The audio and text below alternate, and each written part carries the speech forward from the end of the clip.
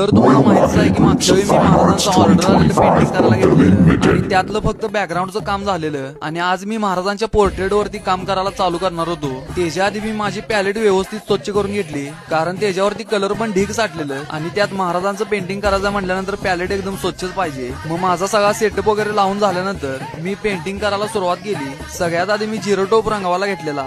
जिरे टोपावरती पण भरपूर असं डिटेल काम होतं ते सगळं करून घेतलं आणि त्यानंतर मी चेहऱ्याचं रंगकाम करायला चालू केलं. खरं तर व्हिडिओच्या ह्या पार्ट मध्ये मी हे सगळं पेंटिंग फिलअप करून घेणार आहे. फिलअप करून म्हणजे आपल्या भाषेत कलरचा एक हात मारून घेणार आहे आणि मग हे पेंटिंग 1-2 दिवस वाळायला ठेवणार. त्याच्यानंतर मग पेंटिंग वरती राहिलेलं डिटेल काम आणि डिझाईनचं काम करणार. ह्या पेंटिंगचा जर तुम्ही पहिला पार्ट बघितला नसाल तर आपल्या आयडी मध्ये जाऊन तुम्ही बघू शकताय. पेंटिंगचं रंगकाम एकदम शेवटच्या डब्यात आलेलं. पेंटिंग मध्ये सगळ्यात जास्त भाग रंगवायचा होता तो म्हणजे महाराजांच्या पोशाखाचा. त्याच्यावरती पण एकदम बारीक काम करायला लागणार होतं. मग हळूहळू सगळं पोशाखावरचं काम करून घेतलं.